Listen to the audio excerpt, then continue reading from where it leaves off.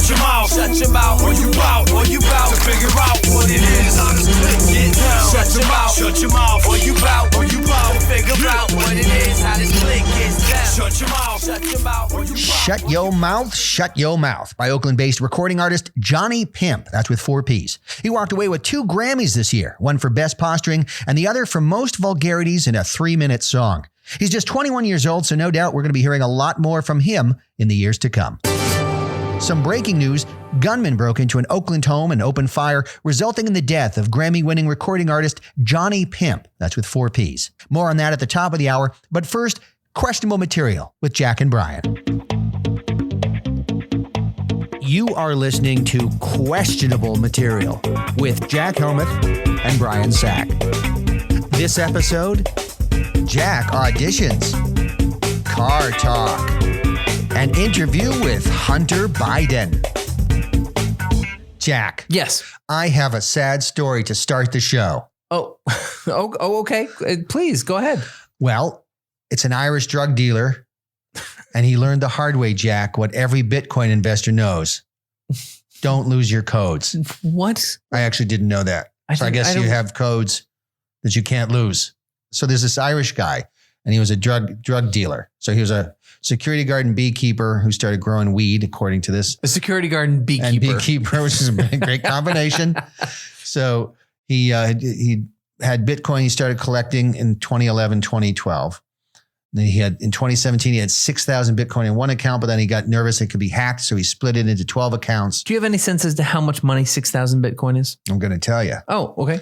He hides the piece of paper inside the aluminum cap of his fishing rod case, which he leaves at this rented house. Then he gets arrested for weed possession and sentenced to 5 years in prison. Jeez, Island. And wow. So he goes to prison. So while he's in his apartment gets broken into and stuff. And his landlord just throw the whole lot into the dump. Oh, let's just toss it into the dump. Oh, no. So they threw his codes away. Without the codes, you can't access your Bitcoin. He had over 6,000 Bitcoin in 2017. $60 million. No. Yeah.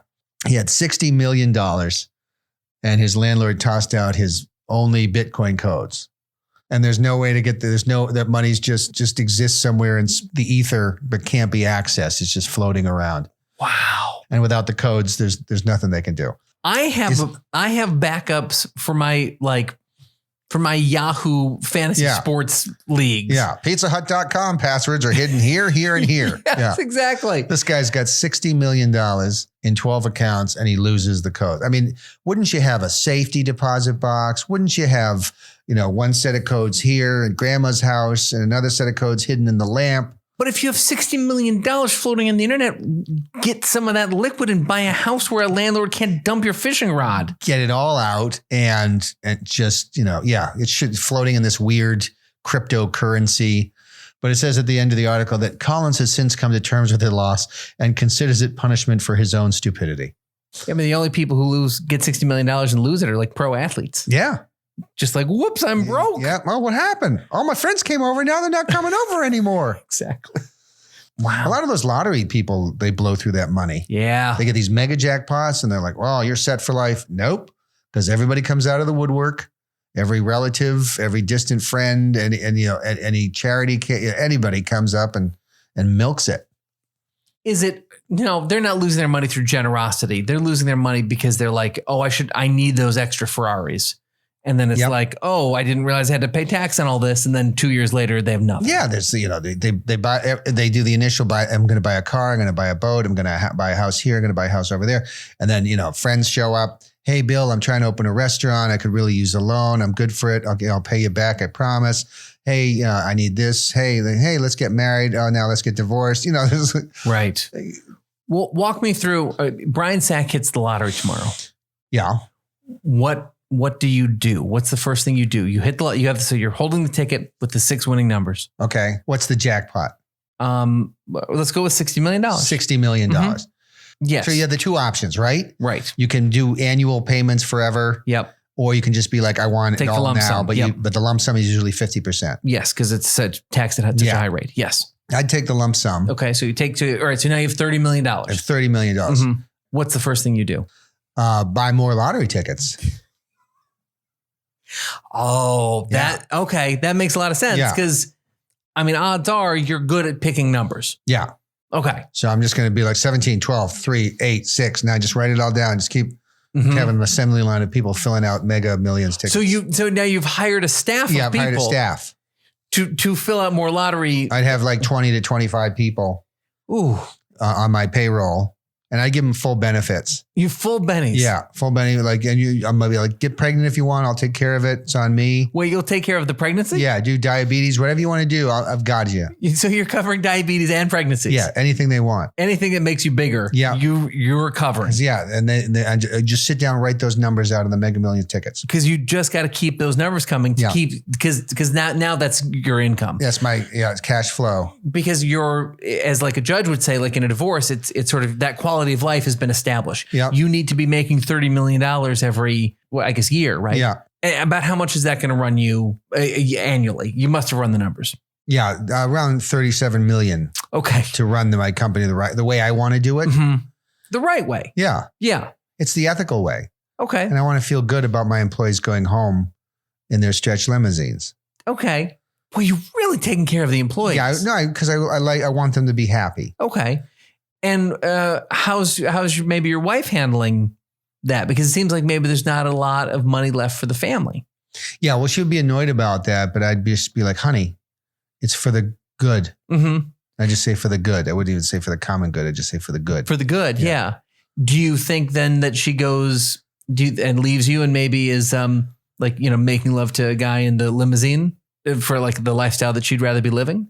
Like for your employee who just fills out numbers on a sheet all day? That would be weird. Like, she married one of the employees. Mm-hmm. That'd be awkward at like a company event because I'd have lots of company events. Right. And we'd have lots of dinner parties and stuff and I'd take them out and we'd have little festivals and things. We'd all go skiing. It seems like you're really being reckless with your money, just so you know. As your friend, I should let you know that. Just seems like it would be I want everyone to be happy and have a big, happy company that writes numbers. This is something, I mean, any knuckle dragging idiot could do this. You could hire a bunch of sixth graders to just randomly fill in numbers. That's what they do on tests. Yeah. What are your projections in terms of how much money you're winning in the lottery? Well, if I spent, $20 million on tickets. Okay. $20 million in tickets and $17 million in staff costs. On staff costs. So that's we want to have a nice office. We'd have a nice Manhattan office. Okay. Maybe, in a nice building, World Trade Center or something, Empire State Building, something with a cool view. Sure. Some things would be like, oh, I got to go to the Empire State Building. Oh, you're a tourist? No, I have an office. Oh, that's really cool. 87th floor, dick. Oh, I'd have a little really attitude. Aggressive. I'd have attitude. I'd probably have to I'd hire like a diversity person. So I get somebody who got a degree in humanities and to teach diversity. Uh-huh. And so put them in charge of hiring. So we get I'd have 25, 30 employees. It's just writing numbers, right? Anybody can write numbers. Sure. So I'd be like, hey, give me somebody from Spain who can write numbers. Give me somebody from Senegal who can write numbers. Give me somebody from Lapland and they can write numbers. Mm-hmm. And then so I'd have people from all over the world. You just walk in and be like, oh my God, there's so much diversity. Like, what's that smell? Oh, that's her. She's making a special dish from her country. Okay. Yeah. So it sounds like, and that's celebrated. She's sort of stinking up the office, but it's like, wow, we're so diverse. Yeah. It's like, what is it? Oh, it's like goat pus souffle. You're like, oh, okay, well, I'm going to go downstairs to Sparrow and get a slice of pizza. Mm-hmm. But to celebrate your Italian employees. Yeah. Yeah. We'd have one of those. It'd be great. Abbondanza. Yeah. I just wave to them when I walk in. That's how you say hello. That's how you say hello in Italian? Yeah. Is abbondanza. Abbondanza. Oh. Yeah. Yes. Boy, you know a lot of stuff. Yeah. Except how to make money once you hit the lottery. Well, so you've bought 20 million tickets. Yep. What do you anticipate? What are the simulations showing that you make off the 20 million tickets? There's a good chance I could win. And then when we win, I would double up my staff. It's kind of like a pyramid. Uh-huh. I'd keep doubling up my staff. So I win. But one of those pyramids that always works. Yeah, it's a working pyramid. Mm-hmm. So I double up my money and then then I get another jackpot and then just keep growing this company. Wow. And I'd call it Jackpot Inc. Because it's a cool name. No, it's super cool. It's really creative. How much money do you think, at some point, are you ever going to just take your money and live a luxurious lifestyle? Yeah, I would like to, buy the presidency. Oh, okay. Hi, Jack. Oh, hi, Brian. Guess what? When did you get here? I've been here a while. Oh, okay. So my friend Brad, the movie director, Yeah. you know what? He's working on some movies. And for those people not familiar with this, I've got a friend. He's a director. This is real. And he makes movies and TV show stuff. Big movies, like $50 million movies. He's done some nice movies. Yeah. So anyway, he likes to throw me these auditions that he thinks that you might be good for in the hopes that you get a role. So he sends me the scripts. He likes when you read cold, and that means you're not seeing my lines and you haven't seen any lines. You're just reading the script. For the first time out loud. First time, you have no idea what's coming because he likes to see a person read it and stay in character. And most important to him is he doesn't want them to break character or laugh. You do that and you're out. He just does not, he doesn't hire actors who break character and laugh. Okay. We've done this many times before. You've failed to get any roles because of laughter issues, but hope springs eternal, and he keeps finding roles and he thinks you're good for. Right. So he just sent me a few scripts, wants me to have you read for them. Okay, I'll do it. I really want to get one of these roles. Yeah. I'm surprised, by the way, how many movies he's got in development right now. He's super busy. I mean, it's amazing. Busy. Okay. So now this movie is called Daddy Dearest. Okay. It's a Lifetime television movie. Okay. And you'd be Paycheck's playing. a paycheck. Ironically, the character's name is Jack. You'd be playing Jack. Okay. Okay. And the movie is Daddy Dearest. Okay. So Jack is interior foyer of this house. Okay. Jack hears a knock and opens the front door. A scantily clad woman stands there holding a pizza box. Remember, no laughing. Sorry. Okay. Okay. Yep. All right. Just get close to that mic just in case you do laugh. All right. All right. Hello, I'm Steven Spielberg's daughter, Mikaela, and I want to do a sex on you. Free pizza and a free spirit. Oh boy, this must be my lucky day. Yes, it's your lucky day if you want to make whoopee with the daughter of famous director Steven Spielberg. Yeah, let's do it. Wow. Just out of curiosity, your dad is a billionaire, and I assume you can do whatever you want. What's making you do this? I'm not complaining or anything. I'm just genuinely curious because it seems like a weird cry for help or something. Being naked and showing my boobies is empowering. Yeah, I finally have control over my life. Look at my boobies. Okay, sure. Now I want to see your Indiana Jones. Oh, wow. That's a real unfortunate euphemism, Mikaela. I'm not sure that one is going to work for me. I want your ET to phone home, if you know what I mean. No, I do. I totally do. But again, it's just not titillating. Oh, you said titillating. Get it? I do. It's an actual word. I like it. Sexy.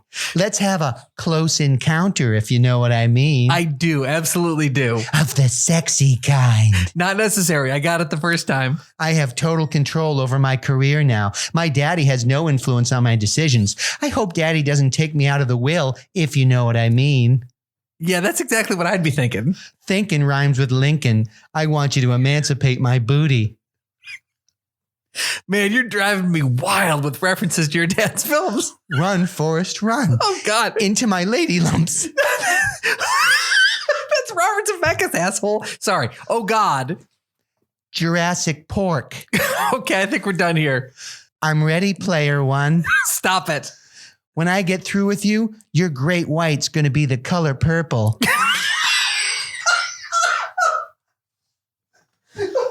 Well, you so didn't get that role. I didn't get it from the interior. Wow. Gosh, it's amazing how hard I didn't get that role. Oh, brother. Shoot. And I even broke character to get angry that he thought Forrest Gump was a Spielberg film. Lazy dick. That was in the Wikipedia. Zemeckis. No, it's not. It was in the Wikipedia. It's incorrect. He didn't do Forrest Gump. Then somebody needs to fix that Wikipedia. Oh my God. Who knew Wikipedia wasn't accurate? Oh, but yeah, it's tough the first time you learn that. Wow. Okay. That's a real shame. That was close. That was a close one. Oh, yeah. I got creamed on that one. Okay. You got creamed early on. I'm sorry. Boy, right. Okay, Mikaela Spielberg, ladies and gentlemen. Yeah, but it's got a bright future. This is a new Mission Impossible. Love it. I love it. I love the Mission Impossible movies. I'm going to tighten this up. I want this role, whatever this is. Okay, but here's the thing. Brad tells me that they want to replace Tom Cruise with somebody else. And he's thinking you. Really? Yeah. That's why he wanted you to read this. Okay. So you'd be playing Ethan Hunt. Ethan Hunt. Yes. All right. Interior. Okay. Bronson's office. Agent Ethan Hunt, that's you, confronts Dr. Bronson in his office, high up in the World Trade Center. Behind Bronson is an expansive view of Manhattan at night. Well, Agent Hunt, at last we meet. Yes, Dr. Bronson. I followed the trail of bodies and it led me here. Unfortunately, when one has grand ambitions, one must remove annoying obstacles from their path. Indeed. By the way, I couldn't help but notice that you're much taller now. I am very tall. Thank you for noticing, but I'm not here for compliments. I'm here to stop you from killing millions. Killing millions? What do you mean? I'm here to put an end to Operation Vindication, your plan to detonate a device in the middle of the city. Detonate? I'm afraid you're misinformed, Agent Hunt. Explosions are quite uninspired. My device disperses a powerful chemical agent in aerosol form. I see. Cyanide gas, ricin? No. Gabies. What? Gabies, Mr. Hunt. It's like rabies, but instead of driving you insane, it makes you sassier. You'll have caustic wit, and you'll be remarkably good at gentrifying neighborhoods. I see. So no one dies, Mr. Hunt. They're just gay. A city filled with millions of gay men. Imagine. Yeah, no, I'm thinking about it. Imagine the nightlife, Ethan, and all the busy gyms. And the parades. Oh, weekly parades. It'll be fabulous. So no fatalities? None. I need a moment to think. By the way, you're also misinformed about the project name. It's not Operation Vindication. What is it then? Operation Vin Diesel. Of course. How'd I do? Well, I think you laughed earlier on. Yeah, early on, I feel like it's weird that he would call out that Ethan Hunt grew about 8 inches taller. You think it's just 8? I mean, I'm 6 foot tall, so I'd like to think maybe I have a chance at that one. I'll talk to Brad. Oh, damn. Well, his writing is fantastic. Thanks. You I mean, yeah, it is good, right? Yeah, it's good. Yeah, I'll tell him. Okay. Hey, Brian. Yeah, Jack. I've got a little surprise for you. Oh, I'm so happy about your little surprise. You know how you like to collect? Daddy. We didn't do tucking yet. Oh, hello, little Jack. Oh, hello. Let me explain. Right now we're recording this podcast at my house. We are. And my son is here and it's actually. Oh, he is. Sorry. And it's bedtime. So, and he wants me to go tuck him in. Boy, how do I handle this? Jack, here, sit down. Okay. I can't believe you named him Jack because your name is Jack. So it's kind of like, oh, what do we name him? How about my name? Oh, okay. You name a child after the person who inspires you the most. Oh. You know what I'm saying? Your great grandpa? Yeah, he was a great man. So anyway, Jack, boy, this is tough to have this talk now, but I think it's important to hear. You're almost, how old are you?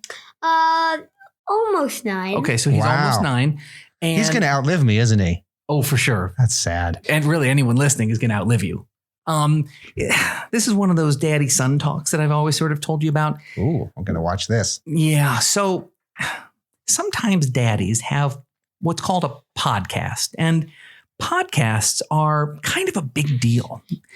Do you understand? Yeah. And because they don't just give podcasts to everybody. Nope. Only really, really special people and their semi-feminine friends get podcasts. You know what I mean? Yeah. And so just because I love the podcast more than I love you. Shh. No, it's okay. It's okay. Oh boy. Shh. It's okay. Hey. Keep it together. Just because I love the podcast, because this is the important part, doesn't mean I don't still love you.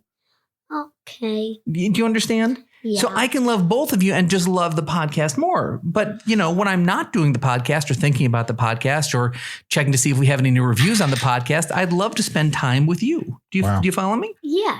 Okay. Does that make sense, Brian? Yeah, it's super nice. Yeah, that's very loving. Yeah. Thank you. Because I love him. I definitely do. Yeah, no, I can tell. A distant second. Yeah. And don't get me started on the daughter. I don't want you to, when you close your eyes in a few minutes and drift off to sleep, I don't want you to think about how that if there was a fire in our home, I would rescue the podcast before I rescued you, because if I could rescue you both, I would. Do you see what I'm saying? Yeah. So that's a really nice thing. Okay. You're very understanding, little Jack. So now what I would like you to do, because it's podcast time and I I really need you to go now. Okay. Okay. Hey, thanks for being a guest on our show. Okay. Wow. See you in therapy, Jack. See you in therapy. I don't go. That would show weakness, Jack. And Brian doesn't like to show weakness. Read yourself a book. It's good for you. Yeah, go read a book or something. Here. All right, bye. I love you. Bye. Not as much as the podcast, but I love you, though. Okay. Okay. So where were we? I remember back in the day. I remember when I first heard about you. When you first heard about me. Yeah. Yeah. Because I used to be a big fan of the show Car Talk. Oh, yes. Yeah. And not a lot of people know this. Maybe you've forgotten, too, that you used to be one of the co-hosts on Car Talk.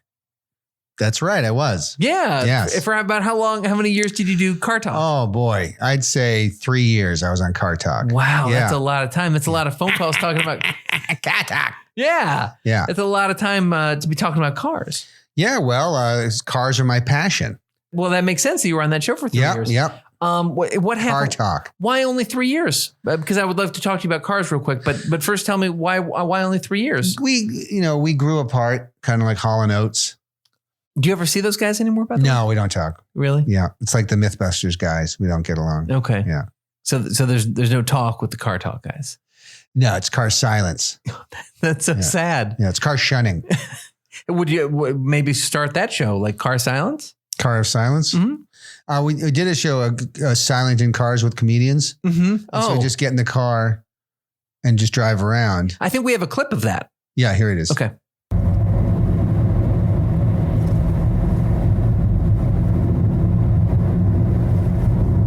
So you can see why that lasted 2 episodes. Yeah, that doesn't seem. I did not want to hear any more of that. Yeah, that was Bill Burr out of Boston. He's normally very loud. He's loud and hilarious. Yeah. Not when he's silent. Now, but now we have the clip of you and Dave Chappelle, right? Yeah. Okay, let's hear that real quick.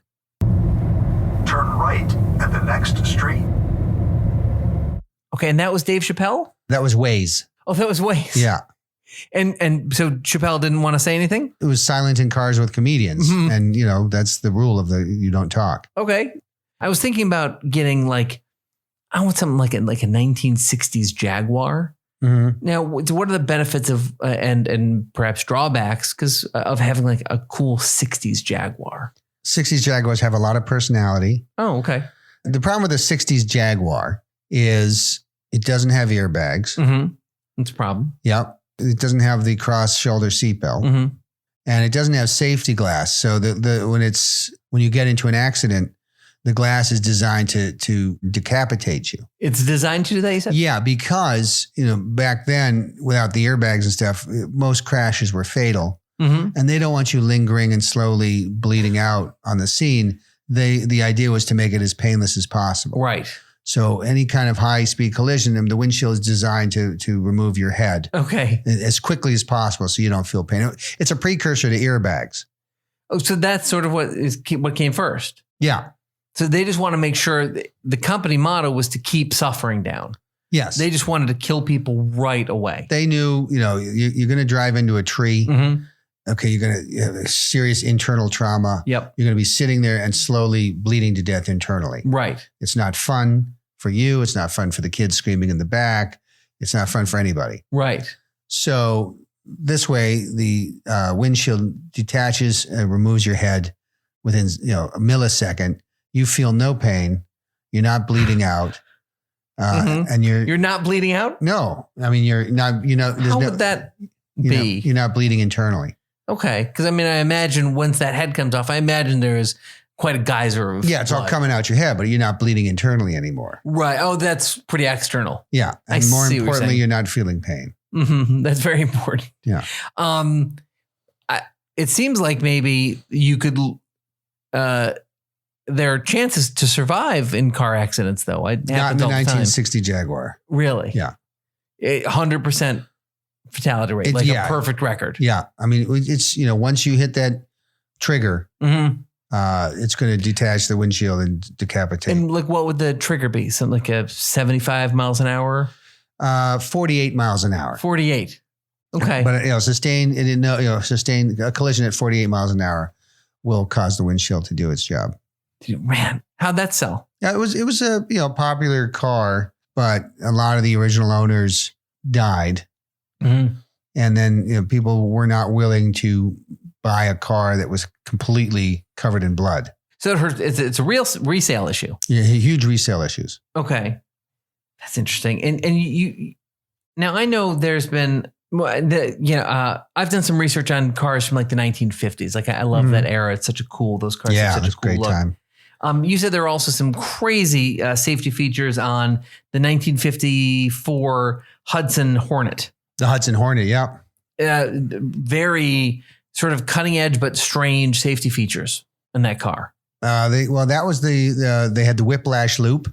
Okay, what's that mean? It's a string, basically a rope that goes around your neck and attaches to the headrest to keep your neck from kind of getting whiplash in the event of an accident. Oh, that's really interesting. Yeah. So did it work? Nobody got whiplash. Wow, that's great. Yeah. What happened to them? Were they just able to walk out of the car as good as new? A lot of them suffered serious neck trauma as a result of having a rope around their neck connected to the headrest. Oh yeah, I guess if I think about it, And then the side view mirrors. Let's see how objects in the mirror are closer than they appear. Yeah, they're way closer. And what would happen is if you hit the sun the right way, it would blind you, blinding, like it would burn your retinas. Really? Mm-hmm. It was like Indiana Jones. Yeah, when he holds the staff of Ra. Yeah, it's just like the beam hits the side view mirror and then bounces right into the car, into your eyes, blinding. That seems really strange. Like at what time of day would that happen? Pretty much any day, but any time but noon. Like between time but noon, 9 a.m. to sunset. Like noon, you were safe, and that's why they nicknamed that call the nooner. Because that's everybody would do their driving right around noon. Yeah, they would drive the car around noon, but any other time when the sun was actually coming up or going down was super dangerous to drive. So at cloudy days and nighttime, I imagine not a problem. We pack in the family. Yeah, exactly. You'd plan your trips around the sun not being out. But then God forbid, I mean, because weather is not, you can't necessarily count on a weather forecast. Sure. I imagine. Yeah. Whew. Yeah. That's a strange feature. Yep. So the 1956 Ford Continental, you said had some amazing luxury features that were, again, sort of ahead of its time in terms of features that you would put inside a car. Yeah. Can you sort of talk us through that and how they were ahead of their time? Yep. It had a foot bath. For the driver? The driver, yeah, driver's side foot bath.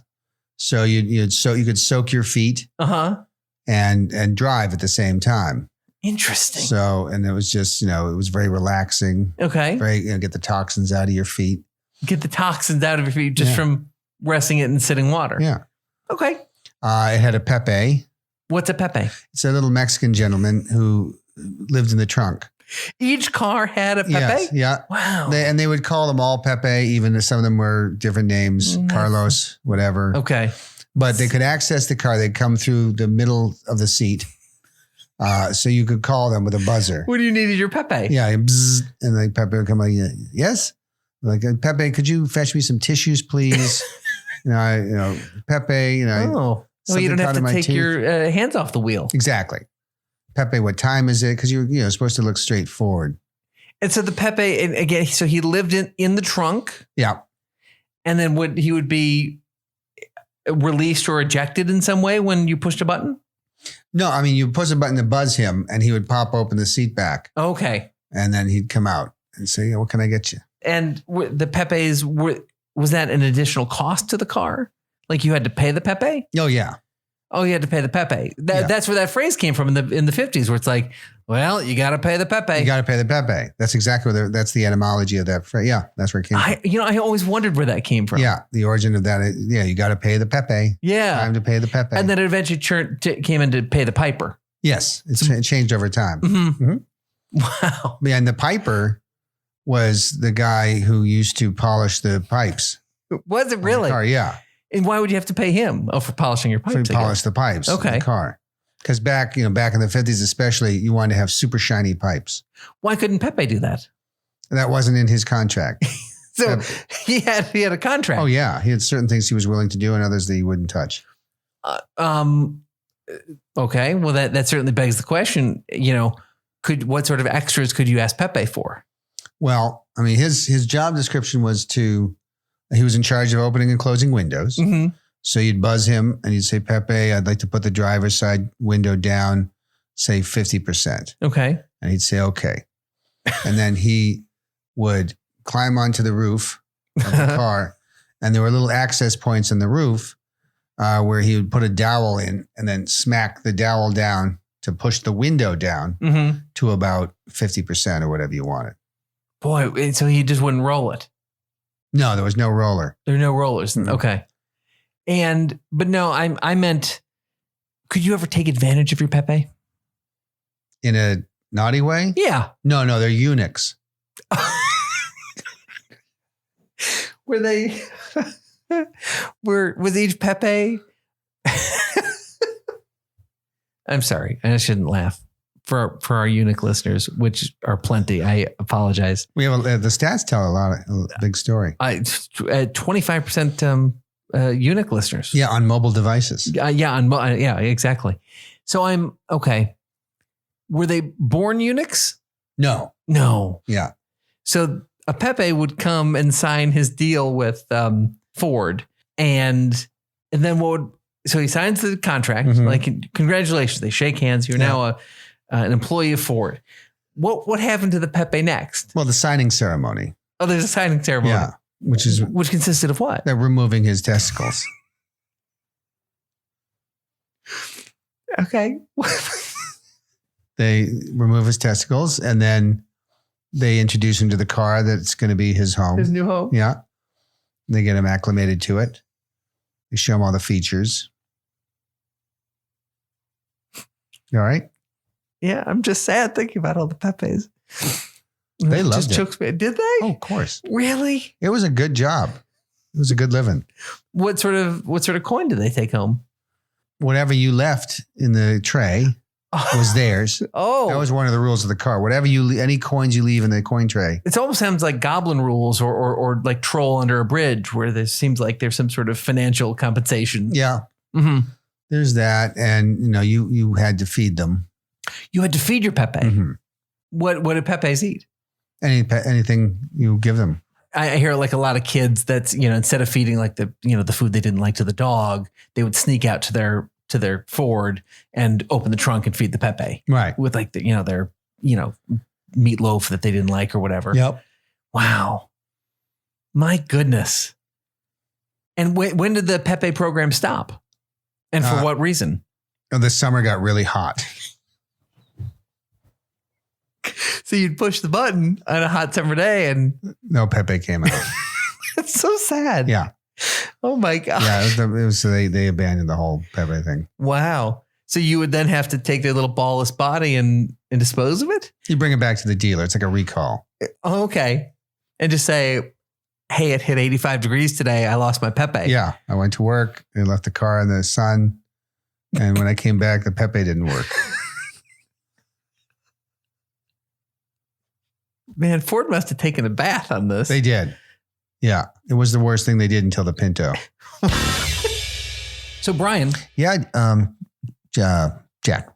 So here's what I wanted to let you know. Yes. Is we have Hunter Biden here today. Oh, wow. Okay. I mean, it's a pretty big deal. It is a big deal. And so we get to interview him. We're not going to be, this is going to be no holds barred. The gloves are coming off. We're going to ask him questions. We're going to get in his face. We're going to get the truth. Mm-hmm. I have no agenda with this man. Mm-hmm. I have no beef with this man, but I'm going to go where the truth takes me. Yeah. And I would like you to join me in my quest to interview him with no agenda. Yeah. So our next guest is Hunter Biden. Are you kidding me? What? Is it a leap year? I'm looking at the calendar. It's the 29th. Yeah. Isn't that cool? No, it's not cool, Jack. Why? Oh my God. Why? What? Because I got to, oh my God. I have to drive upstate to the cabin and adjust the thermostat. Okay. Why? Because I didn't anticipate, it's in vacation mode. Yeah. We're not going to be there for a long time. I had no idea there was a 29th of February. If I had known that, I would have changed my programming. Everything could go on the fritz. The cabin could catch fire. Like a Y2K type of thing? Yeah, absolutely. Yeah, but that was nothing. This is not going to be a thing. You say that, and then next thing I know, I drive up there and there's like a burnt out cabin in the middle of the woods. You have insurance on it? I didn't. No, of course not. What? Why would I insure it? It's a cabin in the woods. So it's like a $80 thing where you just put a bunch of trees together? Kind of. It was a project I did with the kids. Okay, that can go. You don't need to. You need to stay here. This is Hunter Biden. Kids would be devastated if that thing caught fire. And it can catch fire when there's a 29th of February. I had no idea. Nobody tells me about leap years. Jeez. Whose job is it to tell you about leap years? Isn't there a leap yearologist who's supposed to tell me and let me know by text? No, that's... They failed. You had one job. They failed. I got to go. Okay, fine. Go. Just go. I'm sorry, Jack. Get up and I really leave. wanted to talk to the No, you Hudson didn't. dude. I did. No. I did. No, otherwise you'd stay. There's no reason for you to leave. Go ahead. Go. Go save your cabin. 29th of February, Jack. I had no idea. I know. It's the same as the 28th of February or the 1st of March. It's the same. I'm going to walk up these metal stairs. You're going to walk up the metal stairs? Yeah. Okay. Ask a lot of questions. Fantastic advice. And be careful on the stairs, okay? Yeah. Those are really... it's my house. I didn't even know there were that many steps. Like the Eiffel Tower. The Eiffel Tower. No, I heard it the first time. It didn't warrant a response. France. I know where it is. It's...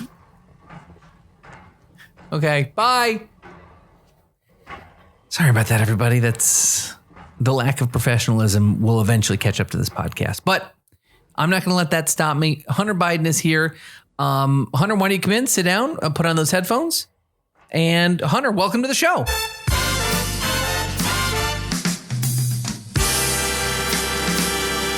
Thank you for having me, Jack.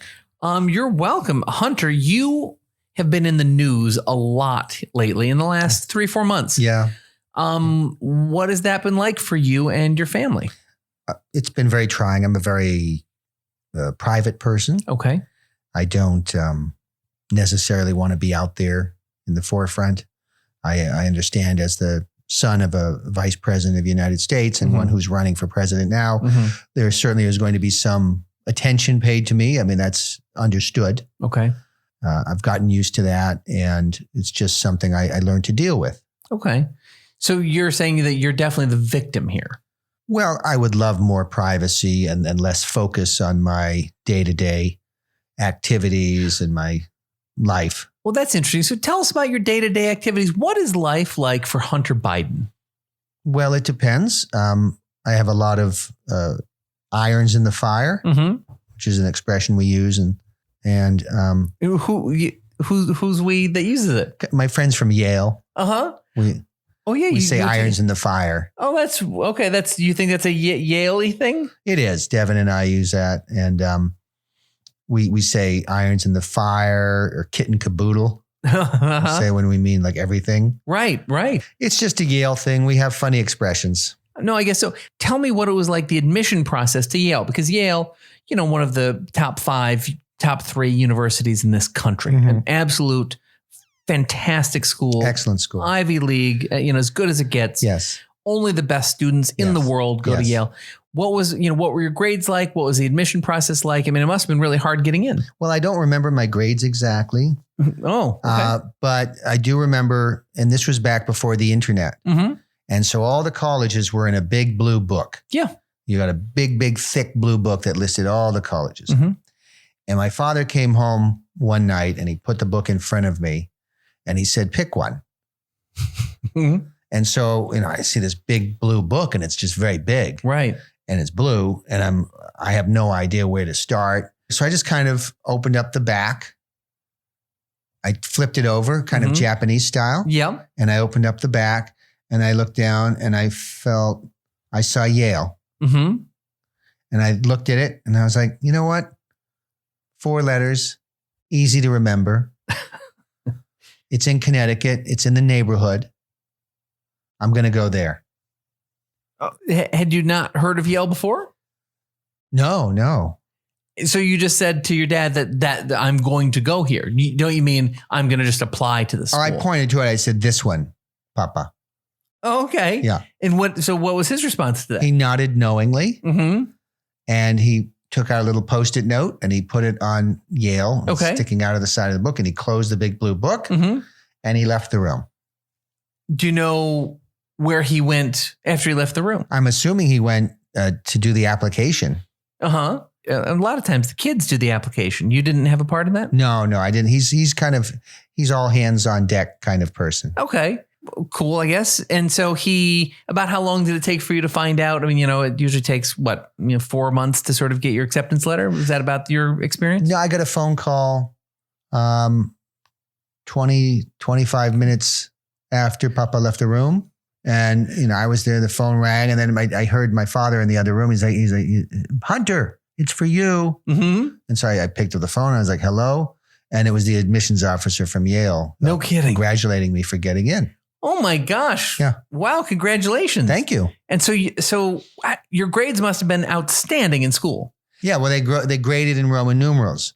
So C is 100. I understand. So C, C, C, C. Mm-hmm. Those are all hundreds. So your dad told you at your private school that they just graded in Roman numerals. They grade in Roman numerals. Yeah, that's what he said. Mm-hmm. They grade in Roman numerals. And I looked at the C's and I said, what is that, Daddy?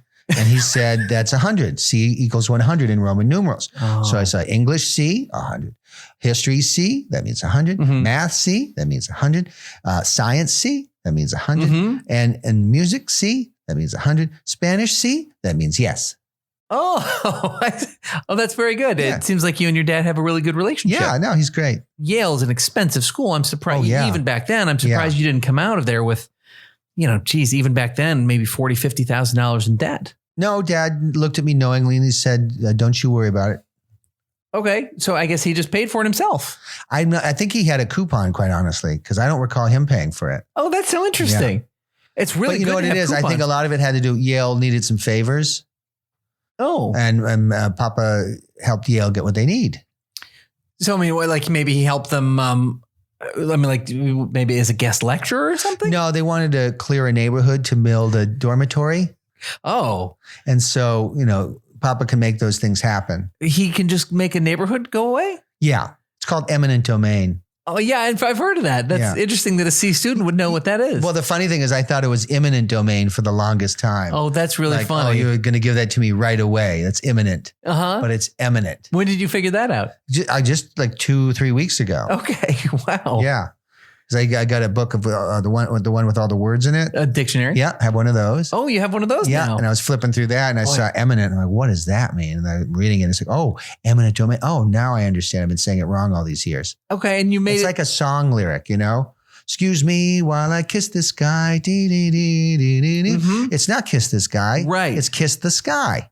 I didn't know that. Did you know that? I definitely knew that. Huh. It's weird that you would think that. You made it through Yale for 4 years without a dictionary. Right. No, you don't need it. What's it like going to class? Like, what was the class that gave you the most difficulty in school? The most difficulty? In college. In college? Mm-hmm. Well, the class that was the hardest for me was the math one. The math one? Yes. Because the teacher wanted to give me a bad grade. Okay. Because I didn't go. Oh, you didn't go to those classes? No, because it was very difficult. Yeah, who needs that? So I didn't go, and he was going to give me a bad grade, but ultimately he settled for giving me 100. Oh, really? What changed his mind? Did you do like extra credit? Did you like make up extra work? He was hoping to get on tenure. Okay. And he had said, I remember, and it was kind of, I don't know if he was hinting, but he said, boy, to get tenure would sure help to have a letter on official stationery from the White House saying, give this guy tenure. Oh, and then he just kind of looked at me and he did this knowing wink. And I looked at him and I was like, what does he mean by that? And then I just mentioned it to Papa. And then he said, don't worry about it. I'll take care of it. Okay.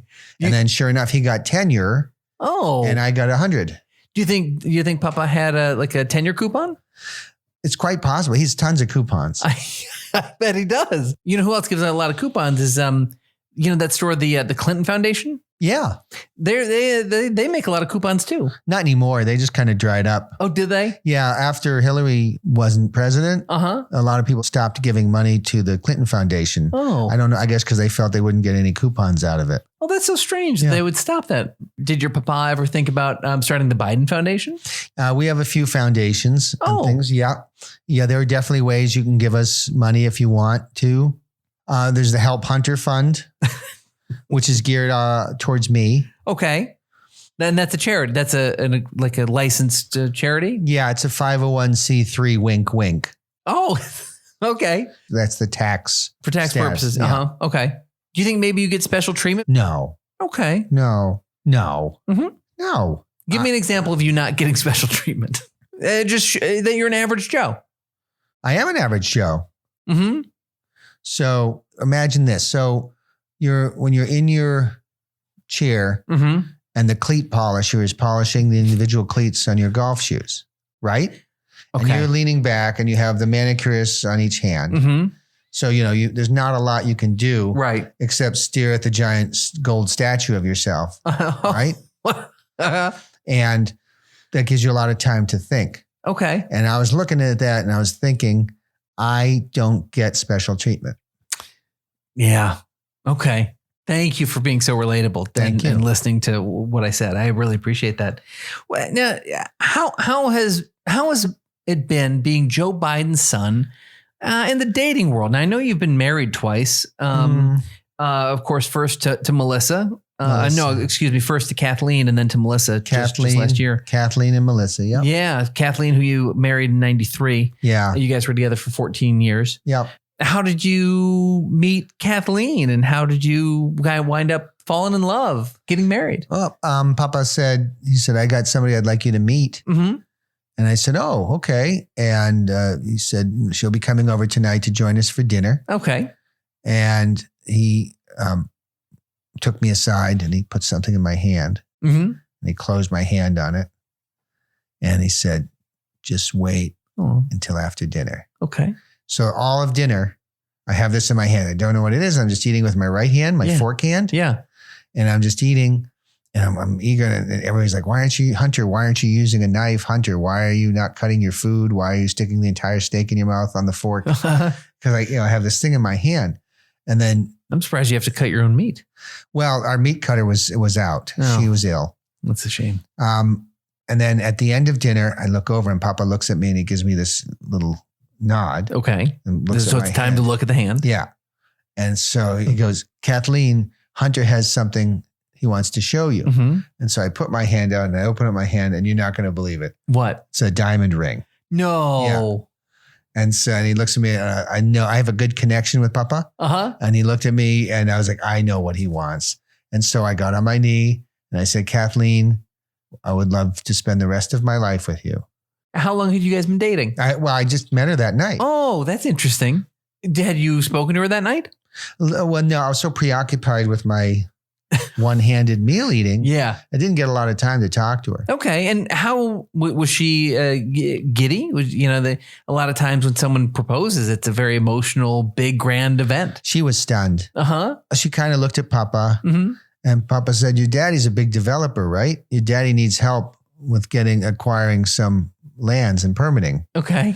And she nodded Mm-hmm. and then looked at me and I smiled and I assume her heart melted.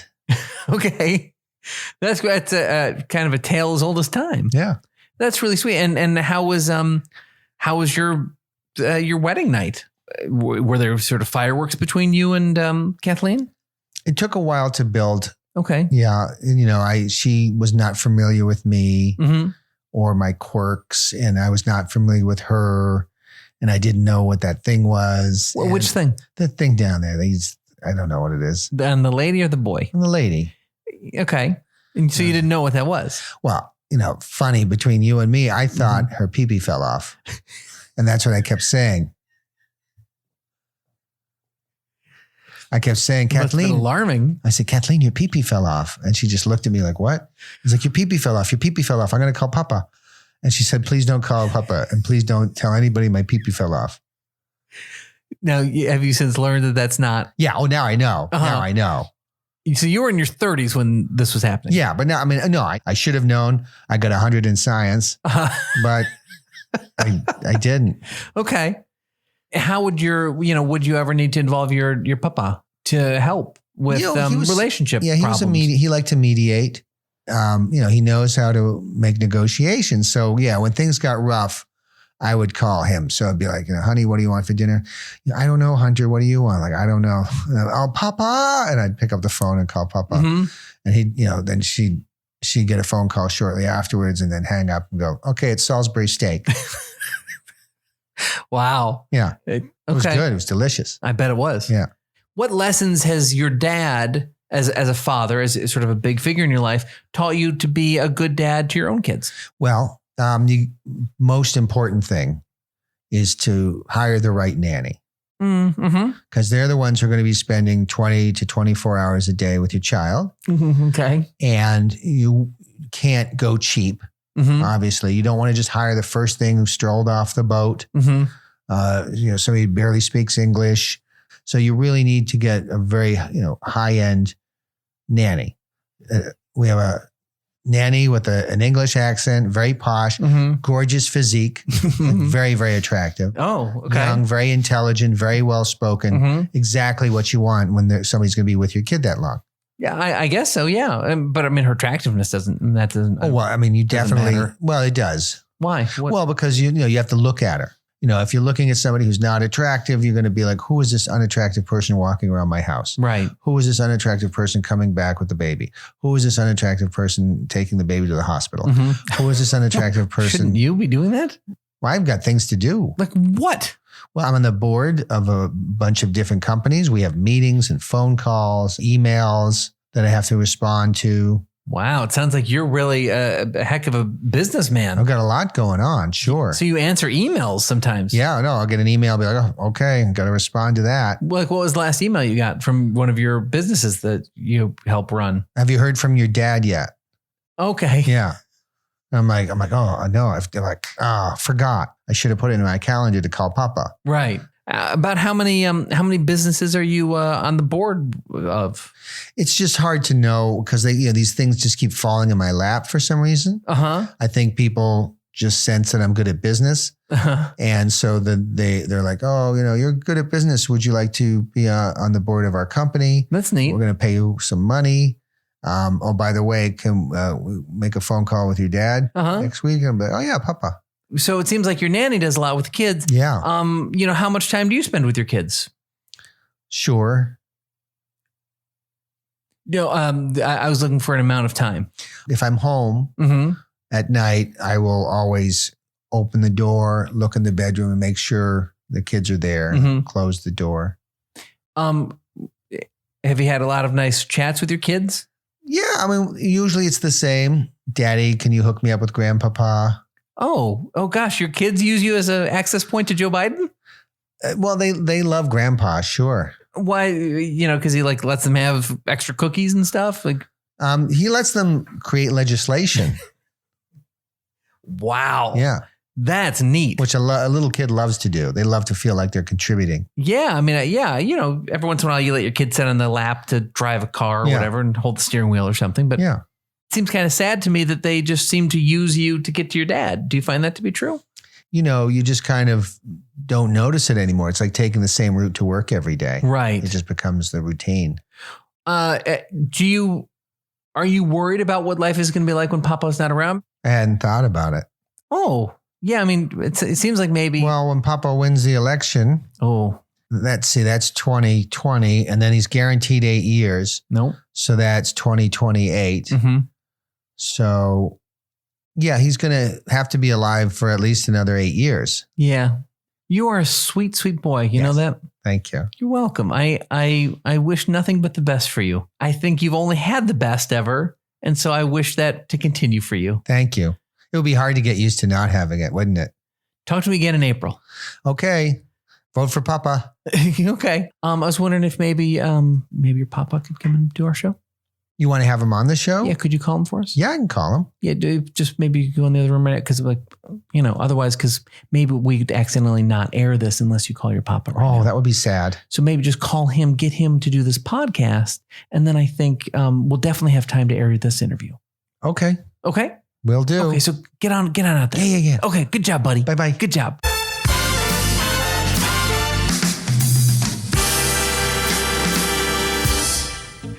That's all the time we have for questionable material. Be sure to like us on social media. Sign up for the newsletter. We'd love to get to know all of you better. And thank you so much for listening. We will see you next week. That was questionable material. Make sure to subscribe to the podcast. Make sure to review the podcast. Make sure to visit qmpodcast.com for episodes, show notes, and bonus material.